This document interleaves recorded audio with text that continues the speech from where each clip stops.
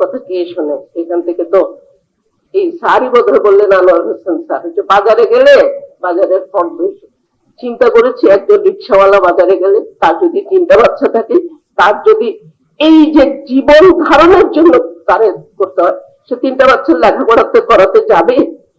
সেইখানে আরো সিদ্ধান্ত নেওয়া হলো কি, আপনারা দেখেছেন জানুয়ারিতে হঠাৎ করে যে ভর্তির জন্য বেসরকারি মাধ্যমিক স্কুলগুলোতে ন্যূনতম 3,500 টাকা। ঢাকা শহরে বস্তি আছে 1700-র মতো, সেখানে লক্ষাধিক মানুষ বসবাস করে। কি করে তারা ওই গভর্নমেন্ট স্কুলে পড়তে পারবে? ওইসব স্কুলে 7,000 টাকার উপরে ভর্তি ফি। চা বাগানে জানুয়ারি মাসে যখন বসেছি, মায়েরা হিসাব দিয়েছে যে আমার বাচ্চাকে যদি পড়াতে হয় এই জানুয়ারিতে চা বাগানে, আমার বাচ্চাকে যদি পড়াতে হয়, হিসাব দিয়েছে 13,000 টাকা লাগে একটা বাচ্চাকে ভর্তি করতে 6ষ্ঠ শ্রেণীতে। কেন তাহলে অবৈতনিক হবে না? এসডিজির কথা বলবো প্রাক প্রাথমিক থেকে দ্বাদশ শ্রেণী পর্যন্ত, অথচ অবৈতনিক করব না। কি করে পড়ালেখা করবে আমাদের নিম্নবিত্ত মানুষেরা? শিক্ষা তো কাদের জন্য? খালি কি উচ্চবিত্ত আর মধ্যবিত্তের জন্য? নিম্নবিত্ত মানুষ লেখাপড়া করবে না? এই বৈষম্য কেন আমরা আবার বাড়িয়ে তুলছি?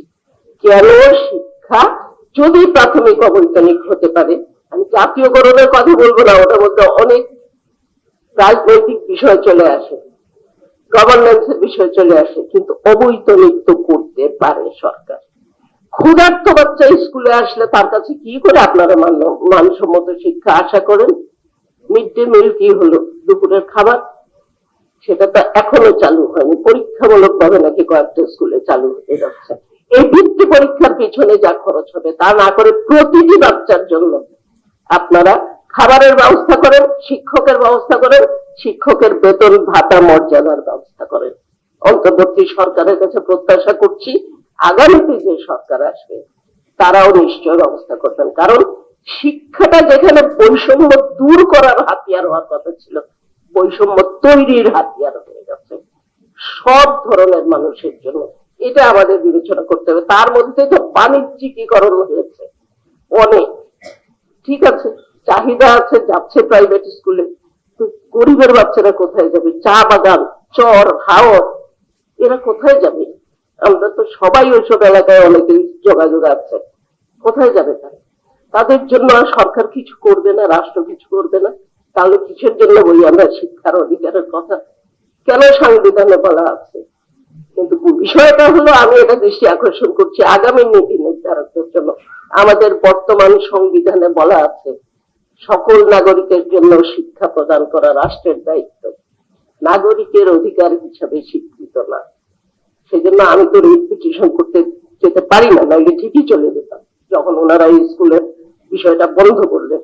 তো এই বিষয়গুলাই আমি বলেছি যে আসলে আপনাদের এই সিদ্ধান্তগুলা, দরিদ্র মানুষের সংখ্যা বেড়েছে, সিপিটির গবেষণায় তো বেরিয়ে এসছে, পিবিএস এটা বলেছে দারিদ্র হার বেড়েছে। তাদের কথা চিন্তা করে শিক্ষার স্বাস্থ্য সাজানো হবে না শুধুমাত্র বড় লোকের জন্য, মধ্যবিত্তের জন্য, উচ্চবিত্তের জন্য। তাহলে কিসের বৈষম্য দূর করার কথা বলছি আমরা?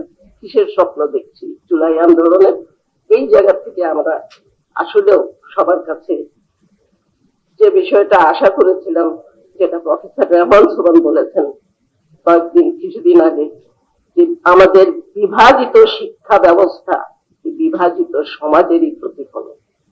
এই বিভাজন যতক্ষণ না আমরা দূর করতে পারবো ততক্ষণ পারবো না। ওইভাবে আগের জেলা স্কুলগুলো থেকে এখানে অনেকে আছেন যারা এসছেন, কোথায় গেছে সেগুলা? এই যে রাষ্ট্র পরিচালিত বা সরকারের যেগুলো আছে সেগুলো যদি আমরা ঠিকঠাক না করতে পারি, এবং বিভিন্ন ধারা উপধারার কথা বলা হয়েছে, আপা বলেছেন 3টা ধারা, মূল ধারা, ধর্মীয় ধারা আর ইংরেজি মাধ্যম, তার মধ্যে তো উপধারা আছে অনেকগুলা, কি ইংলিশ ভার্সন, এই যে এগুলো আছে বিভিন্ন ধরনের, এগুলো একটা রেগুলেটরি মেকানিজমের আওতায় আনা যায় না? প্রাইভেট বিশ্ববিদ্যালয়ের জন্য যদি আইন হতে পারে, তবে কেন হতে পারে না অন্যান্য সব ধারার জন্য? আমার দেশের মাটিতে কওমি মাদ্রাসা আছে, ডিমান্ড আছে, থাকুক। ওগুলো তো লিল্লা বোর্ডিং ও বটে, সরকার তো বিনিয়োগ করে না ওইভাবে, অবৈতনিক শিক্ষা তো দেয় না, কাজে যায় তারা ওখানে। সেগুলা কিভাবে পরিচালিত হচ্ছে আমার দেশের মাটিতে, আমাদের সন্তানেরা পড়বে কিভাবে, তারা পরিচালিত হচ্ছে, তাদের অর্থের উৎস কি, তাদের কাঠামো কি, আমরা জানি না। সেই রেগুলেটরি মেকানিজমটা করা খুব দরকার। এই সরকার তো করতে পারেননি, যেহেতু শিক্ষা কমিশনও হয়নি। আমি আশা করব আগামীতে যারা সরকারে আসবেন তারা চিন্তা করবেন সবগুলো ধারাকে। এখন ফ্রিডম অফ চয়েস, আপনি নিষেধ করতে পারেন না কাউকে যে কয়মা মাদ্রাসায় যাবে না বা ইংলিশ মিডিয়ামে যাবে না। কেউ যদি পড়াতে চায় তার সন্তানকে, সক্ষমতা থাকে, সেই জায়গায় সরকার বিকল্প ব্যবস্থা করবে অন্য জনগোষ্ঠীর জন্য, পিছিয়ে পড়া জনগোষ্ঠীর জন্য। সেই কারণে আমাদের একটা দাবি ছিল বরাবরই যে শিক্ষা কমিশন হয়নি, ঠিক আছে, স্থায়ী একটা শিক্ষা কমিশন করতে হবে, তাহলে আমাদের শিক্ষকদের রাস্তায় নামতে হয় না বেতন ভাতা মর্যাদার জন্য। আমাদের তারাই দেখবেন শিক্ষার সব বিষয়। এটা আগামীতে যে সরকার আসবেন আশা করছি তারা একটা স্থায়ী শিক্ষা কমিশন করবেন অন্যান্য স্ট্যাটুটরি বডির মতো, কিন্তু সেটা হবে কিনা জানি না। আর সবশেষে যেটা বলবো, সুশিক্ষা, সুস্বাস্থ্য, সুশাসন, এই তিনটার সমন্বয়ে সুনাগরিক। আমরা কি সেই সুর দিকে যেতে পারলাম নাকি পাচ্ছি না?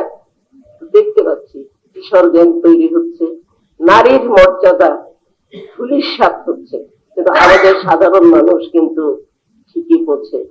গত সপ্তাহে একটা আন্দোলনের মতোই হচ্ছে যে নারীকে বাদ দিয়ে নারীর বিষয়ে সিদ্ধান্ত নেওয়া হচ্ছে। নারী সংস্কার কমিশনের সুপারিশ সত্ত্বেও সিদ্ধান্ত নেওয়া হচ্ছে যে তাদেরকে কত পার্সেন্ট সিট দেওয়া হবে।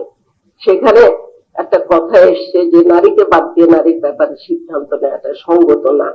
সেইখানে আমরা কুড়িগ্রামে আর পঞ্চগড়ে উঠান বৈঠকে জিজ্ঞেস করেছিলাম নারীদেরকে, যে অনেকেই বলছেন নারী যদি ভোট না দেয় কি হবে। খুব সুন্দর করে তারা বলেছে, ভোট তো দিলাম না বুঝলাম, আমার ভোট যদি অন্য কেউ দিয়ে দেয়। এই যে একটা আস্থার সংকট, সাধারণ মানুষ কিন্তু সব বোঝে। যেটা জাহিদ ভাই সুন্দর করে বলেছেন যে শিক্ষিত মানুষের মধ্যেই সব গোলমাল। পরিবেশ তো সাধারণ মানুষ নষ্ট করে না, পরিবেশ স্বাস্থ্যের অঙ্গনেও তাদের ওইরকম চাহিদা নাই ন্যূনতম। রাস্তাঘাটে এই যে গাড়ি ঘোড়া অ্যাক্সিডেন্ট কারা করে? এটা তো শিক্ষিত মানুষ করে, আমাদের পাবলিক সাধারণ মানুষ কিন্তু করে না। তারা ন্যূনতম একটা চাহিদা, অন্ন বস্ত্র শিক্ষা বাসস্থান, এটা যেন তারা আগামীতে যে সরকার আসবেন করবেন, এই প্রত্যাশা রেখে শেষ করছে। ধন্যবাদ সবাই।